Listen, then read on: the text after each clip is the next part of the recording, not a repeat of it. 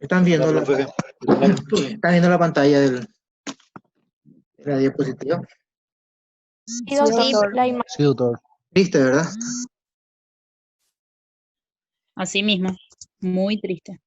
Porque hoy vamos a tratar maltrato infantil, un tema que es muy triste, pero hay que hacerlo.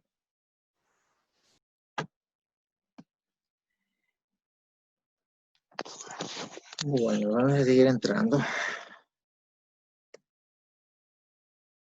¿Ven lo triste que es?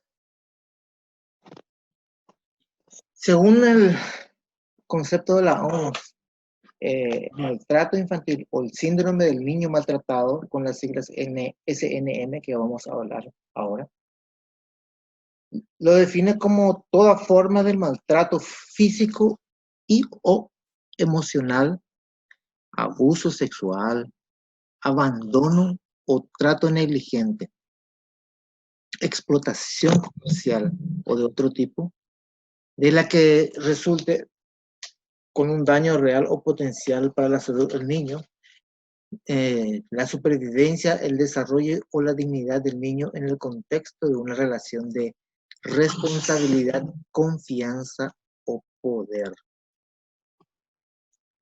Según una definición médico-legal, corresponde a un cuadro clínico caracterizado por los daños agudos y crónicos, agudos recientes en el momento, y crónicos son aquellos que con el tiempo van dejando secuelas en la salud de un menor como consecuencia de una serie de lesiones debido a un trauma físico, psicológico, emocional, sexual, etc. Y que puede llevarlo a un estado secular en múltiples áreas de la vida y aquí viene lo más importante, ocasionarle la muerte. Lastimosamente, muchos de los maltratos infantiles ya lo diagnosticamos en la mesa de la sala de la autopsia. Y eso es triste. Hay que evitar llegar a ese punto. El SNM, síndrome del niño maltratado, puede ser pasiva, es decir, uno omite ciertas responsabilidades, ciertos cuidados, y como la privación de alimentos, un niño, abandono físico lo deja allí en la casa, carencias afectivas no lo trata como un hijo, sino como una cosa, despreocupación por la aplicación del cuadro básico de vacunación y fármaco prescrito, es decir, se va, inclusive a veces no se va al médico, y las sesiones de vacunaciones que deben estar realizadas de acuerdo a la edad no son realizados, ni siquiera tienen tarjeta de vacunación a veces. También imperan la negligencia en la búsqueda de atención médica oportuna. Esperan, el niño está enfermando cada vez más grave y ellos minimizan esa situación y no lo llevan al médico. Eso sería del tipo pasivo. Ya la forma activa es la más conocida. Entonces, ¿qué pasa en la forma activa? Entonces, ya hay una acción, no una omisión, por parte de los responsables, que puede ser padre, padrastro, hermano, lo que sea, y entonces se ven los castigos físicos, principalmente con las propias manos, y a veces con algún tipo de objeto, fajas, puntapiés, cable, palo de escoba, etcétera, etcétera. ¿Cuándo debe sospecharse esto? Cuando el niño se presente con una historia de algún traumatismo que no guarde relación con el mecanismo estricto en la historia clínica médica suministrada, o si no tenga traumatismo o cicatrices múltiples. La primera parte es la historia que comenta o que cuenta el responsable cuando lo lleva. Sin embargo, lo lleva diciendo alguna cosa y lo que vemos es otra cosa. Vemos algo más de lo que haya dicho esa persona responsable. Se le hace algunos exámenes y vemos cosas que no contaron, inclusive cicatrices anteriores, lo que nos hace pensar en un estado de cronicidad en ese maltrato. La sospecha debe emplearse si a través de la radiografía se diagnostican fracturas de distinta antigüedad. de varios tiempos, de mucho tiempo de evolución, algunos más jóvenes, otros más viejas, haya defectos en la consolidación, significa que la fractura no se va fusionando, no va haciendo una cicatriz en el hueso. Sin embargo, puede haber como mala consolidación, ya porque el maltrato, porque no le hizo atender al niño fracturado, no se le atendió y se consolidó de mala manera, o porque le volvieron a maltratar encima a través de esa fractura. Entonces, eso implica algún tipo de maltrato crónico. ¿Cómo tenemos? Tenemos dos tipos de criterios. Los criterios de Brown, que hablan de la parte clínica, y los criterios de Silverman, que habla de la radiografía. Entonces son dos tipos de criterios, uno clínico y otro radiológico. Los criterios de Brown hablan, por ejemplo, uno, de que el paciente tenga corta edad y tenga algún traumatismo. Hablemos de 4 años, hasta 5 años. Historia de traumatismos múltiples, no es la primera vez que pasa, más todavía en los hospitales o los médicos que reciben siempre al mismo paciente, entonces se dan cuenta que algo está pasando, porque es que cada tanto tiene un traumatismo. Cicatrices múltiples, antiguas, nuevas, otras que están en etapa de reabsorción. Traumatismo que no guarda relación con la historia, lo que dice la gente, su madre, su padre, o el que le viene a traer con respecto a lo que parece que es una cosa totalmente diferente. Y el relato familiar con contradicciones con respecto a lo que uno ve. Ya la parte radiológica imperan los criterios de Silverman. Y aquí en las radiografías podemos ver fracturas de distinta antigüedad, múltiples fracturas con defectuosa consolidación. Ya les dije que la consolidación es que se forme una cicatriz ósea buena como para que pueda recuperarse ese hueso, ¿verdad? Y generalmente por falta de tratamiento, no se lo trata, se quedó allí sin tratamiento. Desprendimientos metafisarios son los desprendimientos de la parte más extrema de los huesos largos, ya que todavía no hay una excelente osificación. Hay maltratos que hacen que como que se fracturen a nivel del cartílago de crecimiento y se desprendan. ¿Y qué factores hacen que aparezca el síndrome del niño maltratado? ¿Qué factores de riesgo tenemos? Primero, en las familias. Historias de divorcio en la familia, de maltrato con otras criaturas, el consumo de drogas, el aspecto socioeconómico, el retraso mental, padres que tienen retraso mental, niños con padrastros o madrastras, una grave zona de riesgo. Cuidadores con perturbaciones psíquicas. Cuidadores con perturbaciones psíquicas.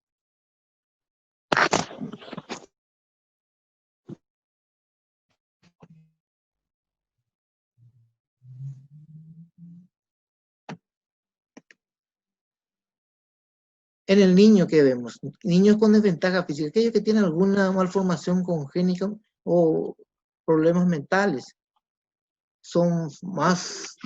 tienen más riesgo de sufrir maltrato.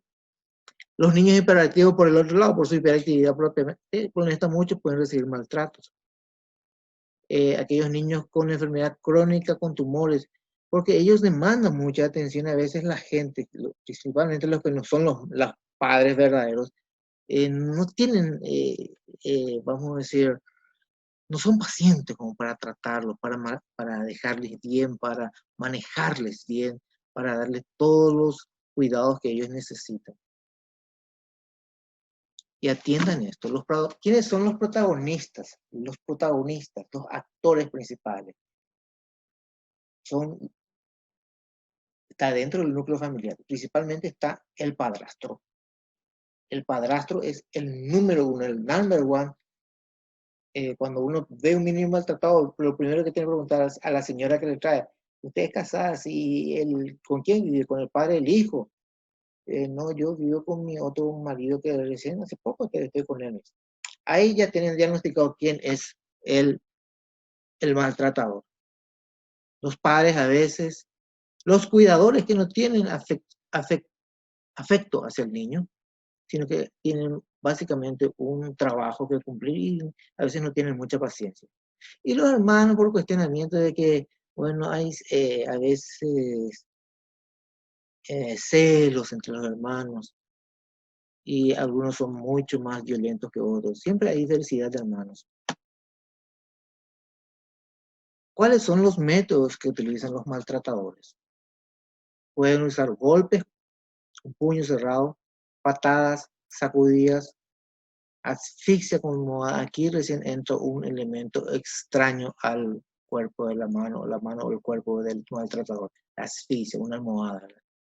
Quemaduras con líquidos calientes, quemaduras con cigarros, golpes con objetos como escoba, gritos, sobrenombres y ofensas. Se le grita mal a la criatura en desproporción a, a su mal genio, en desproporción a que se ha portado mal, ¿verdad? Claro, toda criatura se porta mal, pero los gritos y las ofensas que recibe es desproporcionado. Los insultos.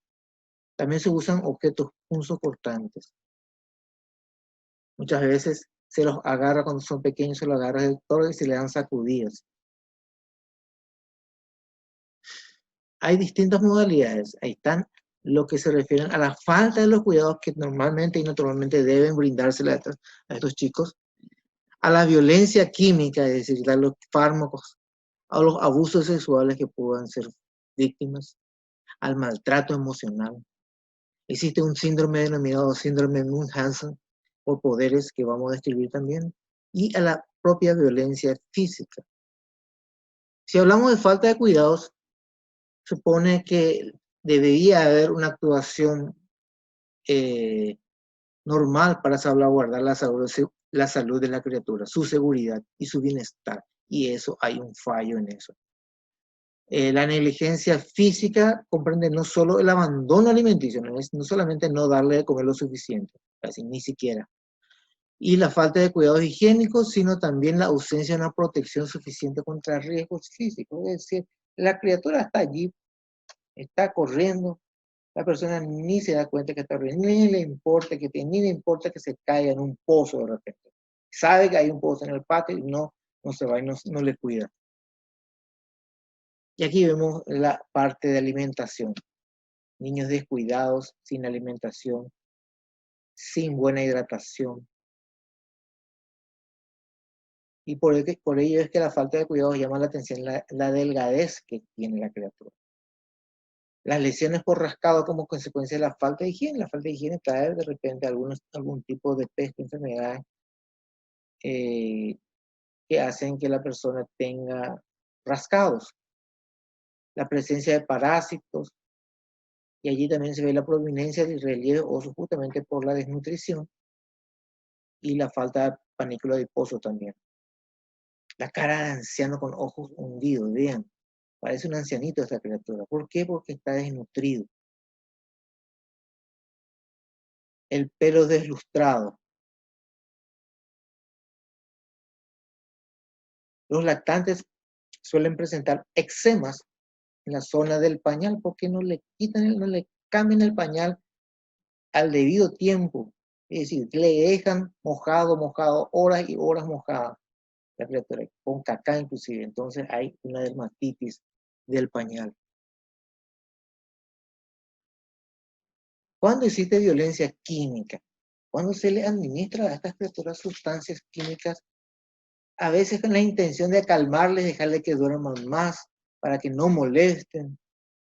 Y en su mayor frecuencia es el uso de alcohol. A veces los padres alcohólicos ya le suministran a la criatura alcohol.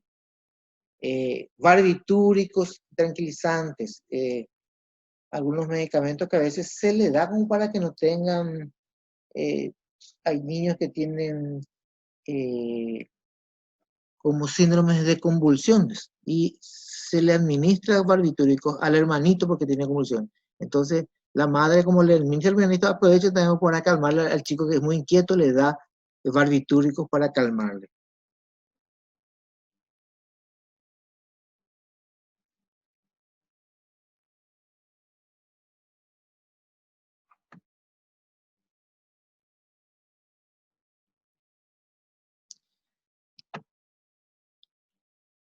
En cuanto al maltrato emocional, es el daño psíquico que se le ocasiona al bebé por causa de esto, por causa del maltrato, las malas palabras, elevar las palabras al grito. ¿Y esto qué pasa? Condiciona una actitud de tristeza y apatía en los niños. Los niños que se van al hospital y le vemos así, medio triste, con miedo a que se le toque, con miedo a- al examen físico, uno ya tiene que más o menos sospechar que no está normal. No es que porque tiene miedo al médico nomás también. Y es más, a veces se le separa del padre para hacerle o a un examen físico y más o menos ahí como que se tranquilizan los chicos. Entonces, ese es importante. El maltrato emocional se puede hacer diagnóstico a través de la actitud de la criatura. A veces el chico acepta el maltrato verbal o todo tipo de maltrato como eh, que eso es normal, eso está bien y forma parte de la patología emocional del chico. Hay alteraciones nerviosas o del comportamiento hiperactivo o todo lo contrario, hipoactivo también. Hay trastornos del sueño, tartamudez. Y obviamente aquí es lo más importante, es el bajo rendimiento escolar. No rinde la criatura. Y eso debe llamarle la atención al profesor también. Ahí vimos la agresión emocional. El síndrome de Munchausen por poderes. Normalmente cuando se habla del síndrome de Munchausen es aquel paciente que procura atención médica siempre, simulando cualquier otro tipo de signo o síntoma para ser atendido, para llamar la atención. Sin embargo, cuando hablamos síndrome de Munchausen por poderes, implica que el padre no es que quiera llamar la atención él por sí mismo, sino que lleva al chico a la consulta simulando que existen síntomas que le llaman la atención al padre para que el médico los examine y vea qué es lo que le está pasando al chico. Y el cuento que trae el padre es tan excepcional, tan así fantasioso a veces, que compite con lo que realmente se ve en la criatura. No se puede explicar, la criatura está bien, no hay ningún problema que llame la atención, no hay nada así, ¿no? Sin embargo, el padre cuenta toda una historia fantasiosa, ¿verdad? Entonces, a eso se denomina síndrome de Munchausen, por poderes. ¿Y eso qué pasa? A veces se le somete al chico a ciertos estudios que no hacen falta y se le somete también, se le conlleva un riesgo también de hacer algunos estudios que no deberían ser hechos.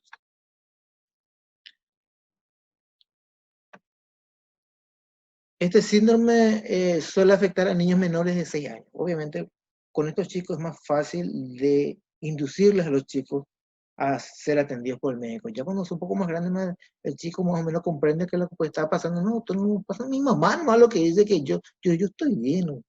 Entonces, la inmadurez del chico también hace que se pueda realizar este tipo de manipulación por parte de los padres o del padre. Realmente es uno de ellos nomás. Su existencia debe ser considerada cuando se den alguna de las siguientes situaciones. 1. Enfermedad persistente y recidivante e inexplicable. O sea, está enfermo siempre según la madre o el padre, generalmente es la madre. Está siempre enfermo, siempre vuelve a enfermarse, otra vez está así. Y el doctor le mira y no se explica por qué es lo que está así.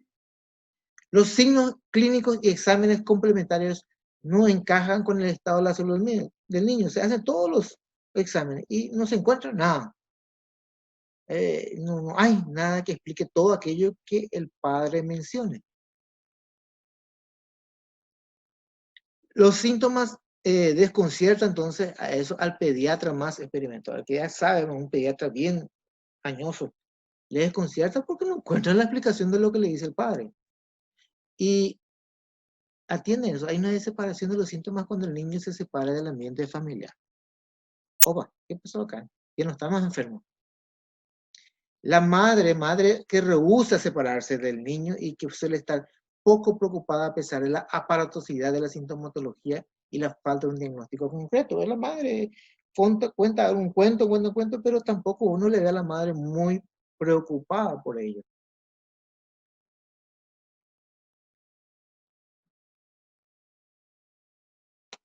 ¿Ven? La cara de la madre no está preocupada, la niña está allí, la mamá mirándole a la niña, no hay esa cara de preocupación. El médico busca alguna cosa que explique lo que la madre está diciendo que existe. Luego tenemos la violencia física. Se caracteriza por su multiplicidad. No podemos hablar de un solo tipo de violencia.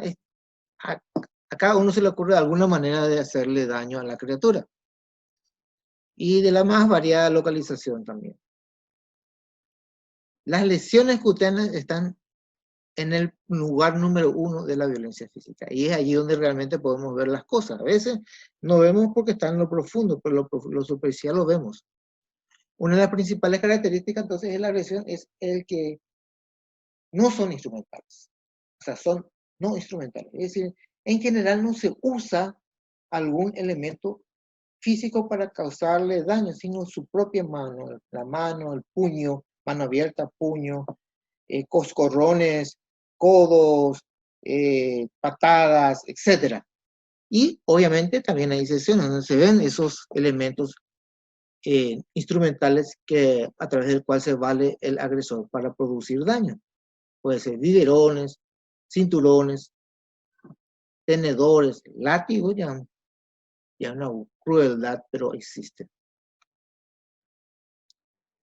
Y las lesiones cutáneas que podemos encontrar son las equimosis, ya habíamos hablado de las lesiones, la equimosis, escoriaciones, hematomas, heridas, cicatrices de distintas etapas, quemaduras también de distintas etapas de evolución, y alopecias, que es caída del pelo, el pelo cae, tanto por arrancamiento como por desnutrición por falta de vitaminas. Hay algunas lesiones cutáneas bien especiales, que son la lesión de los labios. Se acompaña de la laceración de la cara interior de los mismos, el labio superior generalmente, o el labio inferior también, ¿verdad? En donde hay un pinchazo y le pincha el labio, se le pellizca y puede inclusive bofetearle de paso. Y las lesiones figuradas. ¿Qué quiere decir figuradas? Que reproducen o recuerdan el elemento con el cual agredió al niño, ¿verdad? Se producen, por ejemplo, las huellas dejadas por la mano adulta al ejercer presión sobre estas zonas.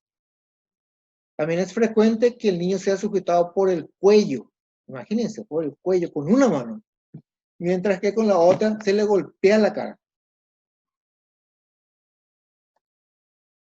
Ahí vemos una lesión figurada de la mano. ¿Por qué con la mano izquierda? Porque con la mano derecha le agarró el cuello.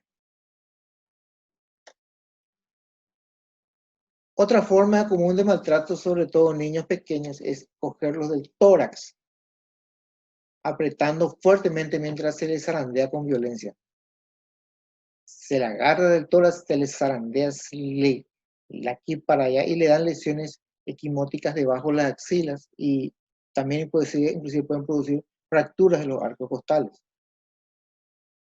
También las extremidades en asiento también de manifestación a nivel cutáneo. Los brazos, antebrazos, cuando se le agarra con fuerza con una mano, un brazo o un antebrazo, y le demuestran así tipos de lesiones equimóticas. Las lesiones cutáneas abdominales también pueden ser hallazgos frecuentes, en forma de contusiones o erosiones, que generalmente se acompañan de graves lesiones a nivel interno, no solamente por afuera, sino por dentro. Puede haber roturas de hígado, de vaso, y a veces estos son los responsables de la muerte del niño. A veces con las mordeduras también se realizan lesiones. Por ejemplo, la madre como que le muerde a la criatura de rabia, no por cariño realmente, sino de rabia, y se exacerba, hace una cosa muy fuerte, pueden dejar señales de mordeduras en cualquier parte del niño, pero es frecuente en las mejillas, en los brazos, en las piernas y en las nalgas. Parece ser que las nalgas escogen para que no se vean sus lesiones. Las lesiones cutáneas, entre las lesiones cutáneas especiales también vemos las quemaduras. Constituyen el castigo elegido por un 10% de los casos. Quemarle a la criatura con cigarrillos, realmente. Y también se ha visto lesiones con planchas, con fósforo. Las lesiones esqueléticas corresponde a los radiólogos en buena parte el mérito de haber individualizado y haber llamado la atención sobre esta entidad. De allí que vinieron los signos de Ibernet. Aquí tenemos lesiones óseas que se caracterizan por su multiplicidad. No es una sola asiento de un solo hueso específicamente, no todos los huesos pueden verse con fracturas o rastros de fracturas. Entonces la violencia física también se puede constatar a través de lesiones esqueléticas y ello hecho por radiografía. De hecho, fueron los radiólogos los que tomaron las lesiones y llamaron la atención a ese tipo de lesiones para la sospecha de maltrato infantil. Las radiografías también son útiles no solamente en los casos clínicos, sino también en aquellos casos en donde se ha producido la muerte de un niño. ¿Cuáles tipos de lesiones podemos ver? Se caracterizan porque son múltiples, no es única, generalmente son varias, en varios lugares, de varias etapas de evolución. ¿Qué es lo que se puede ver por la radiografía?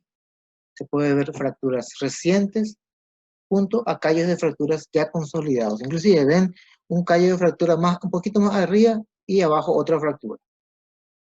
Hemorragias superiósticas se pueden ver. Se pueden ver fracturas de huesos largos y están en presente esto en un 30% de los casos. Imágenes compatibles con carencia vitamínica. O sea, no solamente fracturas, sino todas esas cuestiones de falta de cuidado, falta de buena alimentación. Aquí vemos una serie de radiografías en los niños. Si acompañan mi puntero, está ahora en la parte negra, van a ver, en esta región van a ver una fractura en una criatura. Lo que vemos alrededor es una extensa área de, una pequeña área así de larga, imagen blanquecina y después negro, después blanquecino al revés. Es un hematoma alrededor del hueso que ya está siendo consolidada. Aquí tenemos irregularidades también así iguales a esas, diferentes a esta. Esto es una forma y esta es otra forma. Aquí tenemos una fractura de una costilla, fractura a nivel de la clavícula, fractura de otra costilla se ve. Acá se ve fractura en el cúbito, fractura del húmero.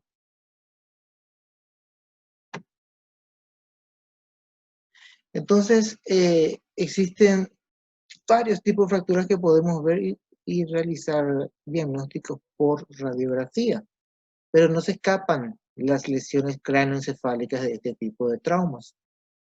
Y aparte constituyen la principal causa de muerte en el síndrome del niño maltratado.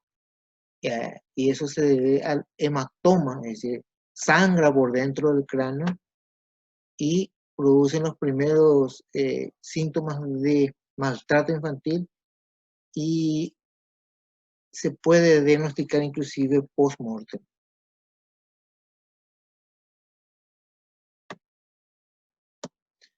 Aquí tenemos, vamos a ver esta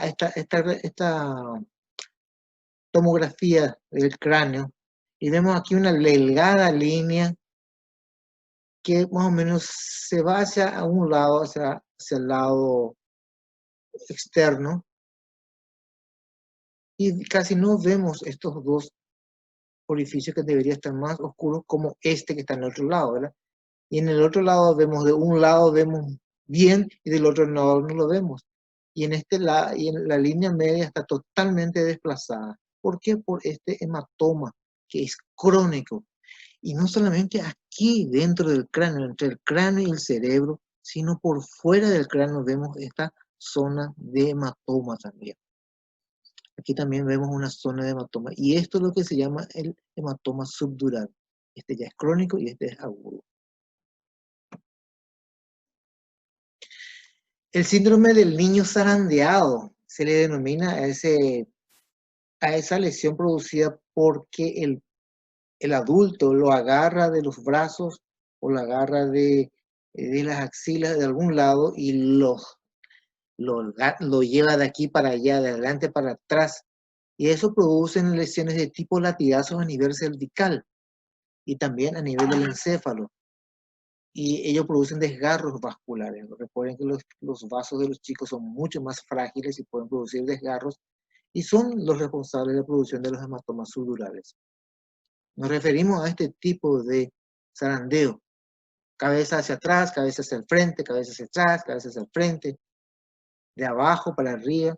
Entonces también el cerebro, como un sonajero dentro del cráneo, se va de allá para acá y va chocando y van rompiéndose vasos.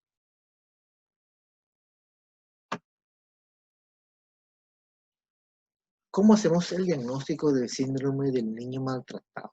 Tenemos que sospechar cuando un niño menor con lesiones traumáticas que no tienen una explicación convincente por parte de los padres o de los que los cuidan y el médico no encuentra una analogía o una explicación del daño que tiene con respecto a lo que cuenta el adulto. Cuando vemos retraso de estatura ponderal, tenemos una criatura de 4 años y cuando le vemos parece que tiene 2 años, porque es chiquitito y debilucho y no creció. Cuando la criatura muestra actitudes de recelo y miedo, es lo que principalmente vemos. Las criaturas parecen ser que tienen miedo de todo lo que les rodea. Y obviamente también tienen miedo al médico, porque a veces, y muchas veces, la madre eh, les advierte y les hace tener miedo. Mira que te voy a llevar al médico y te va a poner una vacuna y todas esas cosas también. También existe el retraso psicomotor, obviamente, como no es bien alimentado, como es maltratado, como por muchas causas, el niño no se desarrolla con plenitud, ni psicológicamente, ni motoramente. Y cuando vemos que existen padres con factores de riesgo, aquello que ya les dije, padres que alguno de ellos es bebedor, por ejemplo, o porque no hay buena relación, la madre está divorciada del padre, y más aún cuando la madre que está divorciada del padre es acompañado del padrastro. La presencia de estos hechos en su totalidad, o al menos parcialmente, nos deben hacer pensar que hay un problema del síndrome del niño maltratado y por ello debemos ir más profundo. Tenemos que pedir estudios radiológicos completos. Debe haber una exploración neurológica por un neurólogo y él va a pedir una tomografía axial para ver si no existen daños intracraneales. Se tienen que hacer determinaciones analíticas, análisis de sangre para ver si no existe una anemia o una hipovitaminosis o avitaminosis de algún tipo que puedan explicar el estado alimenticio de la criatura. Y también debe haber un estudio psicosocial de la familia a través de un psicólogo que debe evaluar la posibilidad de ese ambiente familiar patológico para esa criatura. Finalmente, a veces, tristemente, no pocas veces, el chico ya nos llega muerto. Entonces, la intervención médica en algunos casos se produce cuando ya la muerte del niño ha llegado y consiste apenas en la realización de la respectiva autopsia.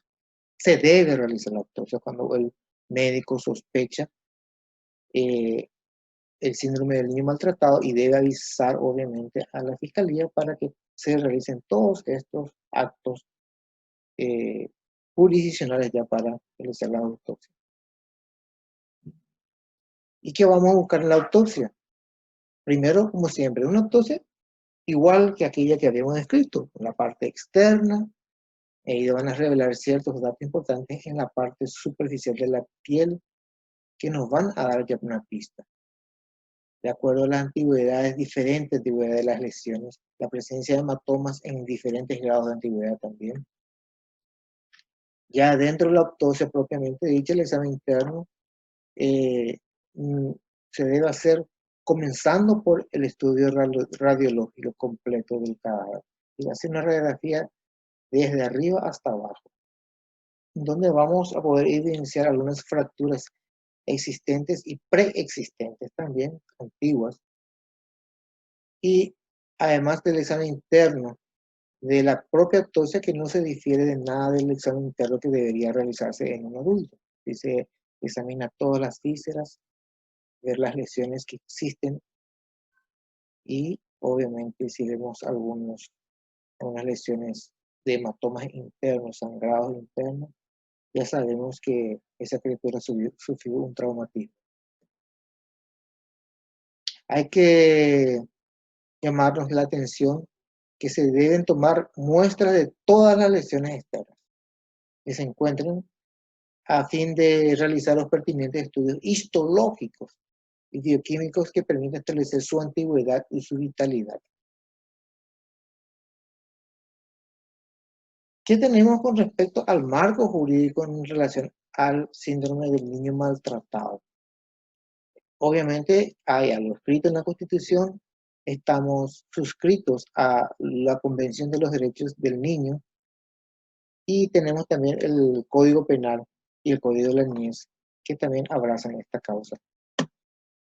En la Constitución Nacional, en el artículo 54, de la protección del niño, la familia, la sociedad y el Estado tienen la obligación de garantizar al niño su desarrollo armónico e integral, así como el ejercicio pleno de los derechos, protegiéndolo contra el abandono, la desnutrición, la violencia, el abuso, el tráfico y la explotación, que es otro tipo de maltrato infantil.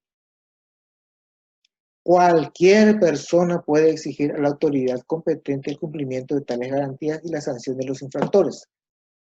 Es decir, no solamente, la Fiscalía, ¿por qué? ¿Qué lo hizo la Fiscalía? ¿Qué es lo que hizo el CODEMI? ¿Y qué hicimos nosotros si nosotros somos testigos de repente que una criatura está bajo un maltrato infantil? Si nos callamos, también somos cómplices. En la Constitución Nacional también, en el artículo 60, habla que el Estado promoverá políticas que tengan por objeto evitar la violencia en el ámbito familiar y otras causas que atenten contra su solidaridad.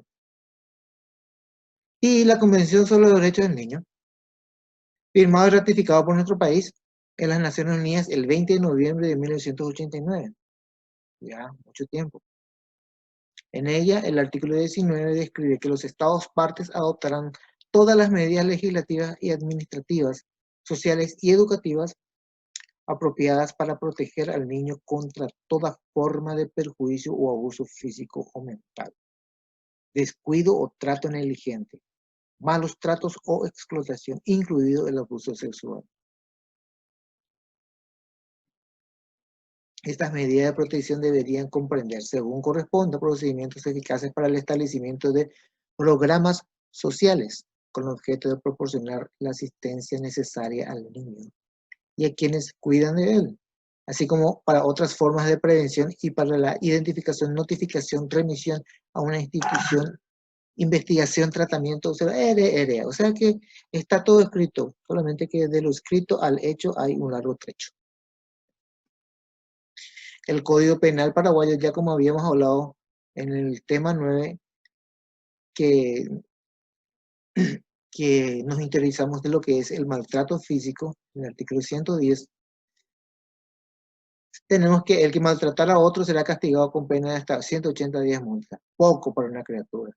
Cuando la víctima sea un niño, la pena privativa será de 1 año o multa. Poco también, creo yo. La persecución penal, bien, aquí es lo difícil. La persecución penal del hecho dependerá de la instancia de la víctima. Si una víctima no, la víctima es la criatura y generalmente no se hace escuchar. Salvo que la protección de esta o de terceros requiera una persecución de oficio. Obviamente, si existiese la noticia crímenes a nivel de la fiscalía tiene la obligación de dar prosecución a la investigación en caso de que exista un maltrato infantil. Tenemos también la lesión y la lesión culposa como artículos que se da también cuando la víctima es un niño. Mientras que el Código de la Niñez y de la Adolescencia habla de la obligación de denunciar. Bueno, toda persona que tenga conocimiento de una violación a los derechos y garantías del niño o adolescente debe comunicarla inmediatamente a la Consejería Municipal por los Derechos del Niño, Niña y Adolescente, el CODENI. O sea, cualquier persona que esté en conocimiento debe comunicarle al CODENI. O en su defecto al Ministerio Público, inclusive. No vamos a parar en el CODENI, es el CODENI un poquito flojo. O al Defensor Público también. El deber de denunciar incumbe en especial, fíjense, todas las personas, pero en especial a las personas que en su calidad de trabajadores de la salud, educadores, docentes o de profesionales de otra especialidad desempeñan tareas de guarda, educación o atención de niños o adolescentes. Es decir, el médico de guardia que recibe una criatura maltratada tiene la obligación de dar parte a la policía o mejor al Ministerio Público. Al recibir la información, la Consejería Municipal de CODENI, el Ministerio Público y el Defensor Público adoptarán las medidas correspondientes que les competen. Y en su artículo 25 resalta en el Código de la Niñez y de la Adolescencia que el niño y el adolescente tienen derecho a estar protegidos contra toda forma de explotación. La explotación, recuerden que también es un abuso infantil. Y contra el desempeño de cualquier actividad que pueda ser peligrosa o entorpezca su educación. Es otra forma de abuso infantil. Sea nocivo para su salud o para su desarrollo armónico e integral. Bueno, aquí he terminado lo que sería el síndrome del niño maltratado.